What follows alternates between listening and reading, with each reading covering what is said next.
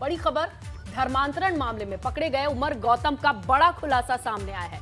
उमर गौतम के पुराने वीडियोस हाथ लगे हैं जिसमें यह साफ हो रहा है कि वो कबूल कर रहा है धर्मांतरण के मामले को, और वो खुद कहता है कि दावा इस्लामिक सेंटर से, जामिया दिल्ली सेंटर से उसे करीब 1000 लोगों के धर्मांतरण संबंधी डॉक्यूमेंट जारी किए हैं। इस्लामिक दावा सेंटर में महीने का औसत 15 से ज्यादा लोगों के धर्मांतरण का डॉक्यूमेंट किया जाता है, ये उन्हें टारगेट दिया जाता है। उमर गौतम ये कहता है अपने कबूलनामा में, जो पुराना वीडियो मिला है उसमें ये सारी बातें वो खुद कबूल रहा है, कह रहा है कि इंग्लैंड, सिंगापुर, पोलैंड तक धर्मांतरण का ये काम होता है। लोगों को इस्लाम कबूल कराने से अल्लाह का काम होता है। उमर गौतम अपने इस वीडियो में इन सारी बातों को खुद कह रहा है। उमर गौतम यूपीएसआईटी के हत्थे चढ़ने के बाद जब खंगाला गया, बैकग्राउंड चेक किया गया, तो ये वीडियो निकल के सामने आया जो चौंकाने वाला है। आप भी सुनिए।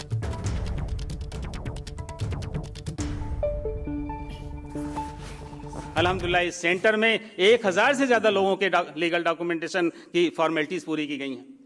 अभी आप आज ही की डेट में एक लड़की सुप्रिया आयशा नाम की, जो एमएससी बीएड है कानपुर से, सीजेएम कोई यूनिवर्सिटी है, चंद्रशेखर आजाद यूनिवर्सिटी होगी, वहां से, और अभी उसने आज की ही डेट में, अब तो शायद डेट भी बदल जाएगी, उसने टाइम्स ऑफ इंडिया में जाकर के अपना change of name, change of religion का ऐड दिया है। कल या परसों आप उसको देख सकते हैं क्लासिफाइड कॉलम में। ऐसे कितने केसेज हैं। तो अल्हम्दुलिल्लाह इस खिदमत, एक छोटी सी खिदमत में हम अल्हम्दुलिल्लाह अपने उलमा की सरपरस्ती में, बुजुर्गों की सरपरस्ती में लगे हुए हैं, और इस बात की हम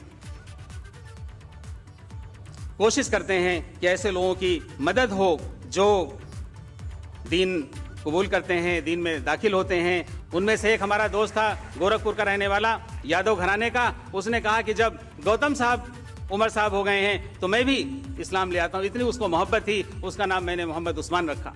और वो दौर है और आज का दौर है। मैंने ये नियत की और इरादा किया कि इस दीन के पैगाम को, इस कुरान और सुन्नत की तालीम को वहाँ तक पहुँचाना है जहाँ तक अल्लाह तबारक तआला की तौफीक हासिल होगी। तो एक कर जो वीडियोस हैं वो भी निकल कर आ रहे हैं। इस बीच में एक बड़ी अपडेट लखनऊ से आपको देते हैं। मुख्य बधिर छात्रों के धर्मांतरण का मामला है। 7 दिन के रिमांड पर उमर गौतम और जहांगीर कासमी अभी है, और अब कई चौंकाने वाले खुलासे सामने आ सकते हैं। आपने एक वीडियो तो देखा जिसमें धर्मांतरण की बात को गर्व के साथ कबूल किया जा रहा है। दीन में जो आना चाहते हैं, दीन में दाखिल कराना ही अल्लाह की खिदमत है, इस तरह की बातें ये कह रहा है। इस बीच में अब्दुल बने युवक के घर पर लखनऊ एटीएस पहुंची है। कानपुर के आदित्य से आदित्य नाम था, लेकिन धर्मांतरण करवा दिया गया, उसको अब्दुल बना दिया गया। अब्दुल बने इस युवक के घर पर एटीएस पहुंची है, और एटीएस की पूछताछ में जो खुलासा हुआ है वो आपको बताना जा रहे हैं। उमर गौतम के संपर्क में था आदित्य, और एटीएस को आदित्य गुप्ता के घर से कई इस्लामिक खिताबें मिली हैं। हमारे सहयोगी शैलेश लगातार हमारे साथ बने हुए हैं। शैलेश, अब जो एटीएस है वो कहां तक पहुंची है? जो खुलासा हुआ है नया, इसमें जो जो चीजें ऐड हुई हैं ये आप दर्शकों को जरूर बताएं।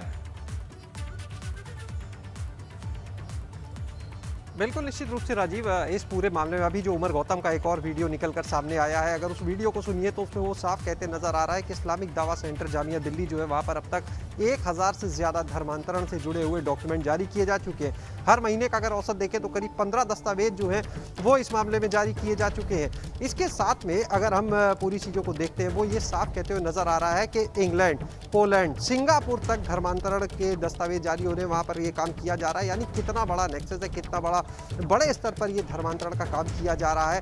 कई ऐसी बातें भी हैं इन वीडियोस में जो बताने योग्य नहीं है। आपने खुद दर्शकों को भी हमने सुना है कि किस तरह से वो दावा कर रहा है लगातार, कितनी बड़ी संख्या में धर्मांतरण कराया गया, और लगातार जो यूपी एटीएस है वो भी इस मामले की तफ्तीश में लगी हुई है। हमारे साथ में हमारे वरिष्ठ सहयोगी विवेक त्रिपाठी जी भी मौजूद हैं जो लगातार इस पूरे मामले को देख भी रहे हैं। हम उनसे जानेंगे कि एटीएस जो है वो अब इस मामले में कहाँ तक पहुँची है, किस तरह से कार्रवाई चल रही है। विवेक जी, जानना चाहेंगे, जिस तरह से उमर गौतम का एक और वीडियो सामने आया, पोलैंड, सिंगापुर, इंग्लैंड तक ये जिस तरह से पूरा रैकेट फैला हुआ है, धर्मांतरण हो रहा है, 1000 से ज़्यादा के दस्तावेज जारी होने की बात है, एटीएस की जो कार्रवाई है उसकी क्या स्थिति?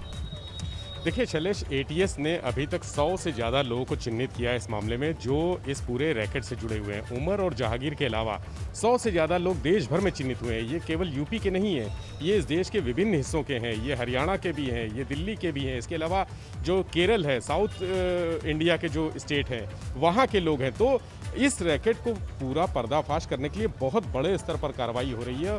अभी तक ये पता चला है कि जो 60% जो धर्मांतरण हुए हैं वो उस डेफ सोसाइटी के बच्चों के हुए हैं। इसके अलावा प्रदेश के अन्य राज्यों में भी धर्मांतरण के बहुत सारे मामले हैं। धीरे धीरे कड़ियाँ खुल रही हैं और हजारों मतलब दसियों हजार अभी तक नाम सामने आ चुके हैं। जो एटीएस है, सुरक्षा एजेंसियां हैं, खुफिया एजेंसियां हैं, इसके अलावा जो गृह विभाग है, गृह विभाग के पास पूरी सूची है उन 100 लोगों की जो अब तक इसमें शामिल हो चुके हैं, जिनके नाम सामने आए हैं। इसके अलावा जो चीज़ें हैं, इनकी अरेस्टिंग बहुत जल्दी होगी। शुरुआत हो चुकी है, 2 लोगों से शुरुआत हो चुकी है, बहुत जल्दी अरेस्टिंग होने वाली है। कुछ बड़े लोगों की भी अरेस्टिंग होगी। इसमें कुछ ऐसे लोग हैं, जैसे अभी एक नाम आया था जो डेफ सोसाइटी की संचालिका है, उससे भी यहाँ पर पूछताछ हो रही है, एटीएस पूछताछ कर रही है। लेकिन अभी तक जो उसने जानकारी दी है, उसका कहना है कि वहाँ जो भी चल रहा था उसके बारे में उसको कोई जानकारी नहीं है। वो वहाँ का एक शिक्षक और वो स्टाफ का कर्मी है, वो इन्वॉल्व थे, वो किस तरह से वहाँ के बच्चों की सूचनाएं देते थे। और यही नहीं, जो पढ़ रहे हैं बच्चे, जो वहाँ पर रह रहे हैं, उनकी सूचनाओं के अलावा जो वहाँ से पास आउट हो चुके हैं, जो पढ़ाई पूरी खत्म करके निकल चुके हैं, उनकी भी सूचना है। जो कानपुर का बच्चा था वो वहाँ से निकल चुका था, पास आउट हो चुका था, उसके बाद उसका धर्मांतरण कराया गया। इसका मतलब ये है कि कहीं ना कहीं से ये पूरा डेफ सोसाइटी के जो स्टाफ है, वहाँ के संचालक हैं, वो उनकी मिली भगत है। इसके अलावा जो सेंटर है, इस्लामिक सेंटर, इस्लामिक दावा सेंटर, वहाँ पर इस तरह की विवेक, आप जरा ये बताइए, वो वीडियो में डेट का जिक्र कर रहा है, कब से चल रहा है ये पूरा मामला? क्योंकि देखिए, उसने तो धर्मांतरण उमर गौतम ने बहुत पहले कबूल किया और ये इतना सारा वक्त लग गया, इन लोगों का नेक्सस कितना स्ट्रांग होता चला गया। बिल्कुल निश्चित रूप से जाहिर सी बात है कि शुरू में इन चीज़ों पर नज़र नहीं गई, यही वजह है कि इनका नेक्सस और स्ट्रॉन्ग हो गया। विवेक जी, आपसे ये जानना चाहेंगे कि जिस तरह से 1000 एक बहुत बड़ी संख्या है जो धर्मांतरण के दस्तावेज जारी होने की सामने आई, क्या लगता है शुरू में किसी की नज़र नहीं गई, इसीलिए नेक्सस जो था, रैकेट जो था, और ज़्यादा मजबूत होता गया और ज़्यादा पाँव पसारता गया? देखिए शैलेश, यहाँ पर धर्मांतरण जो है वो इच्छा से होता है कई बार, और लोग शिकायत नहीं करती हैं। लेकिन जब शिकायतें ऐसी मिलती हैं, देखिए ये मामला भी शिकायत पे नहीं आया था।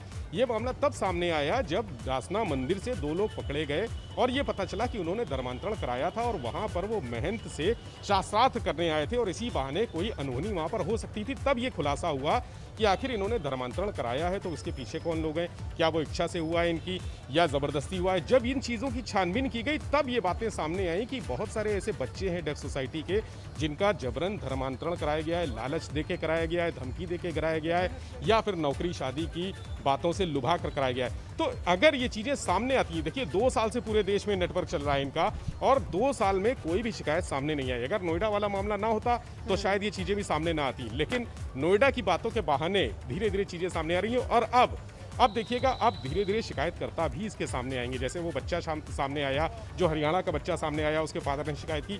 अभी तक 60 बच्चे ऐसे डेफ सोसाइटी के ही सामने आ चुके हैं। एटीएस की जांच में उन लोगों ने इसकी पुष्टि की है कि हाँ, हमको लालच देके या धमका कर या डरा कर या फुसला कर बहला कर धर्मांतरण कराया गया था। तो ये चीजें धीरे धीरे जैसे जैसे शिकायत होगी वैसे वैसे सामने आती है। धर्मांतरण एक ऐसा मुद्दा है बिल्कुल जिसको कभी कोई चैलेंज नहीं कर सकता। बिल्कुल, क्योंकि धर्म की आजादी है, ये तरीके से होने के बाद अपने धर्म को एक्सेप्ट करने की आजादी है। ये बहुत नाजुक मसला है, लेकिन लालच, झांसा और मजबूरी का फायदा उठाना, अगर ये इसके पीछे एंगल निकल के आते हैं तो सख्त कार्रवाई होगी और इसकी परतें खुलती जाएंगी। आप हमारे साथ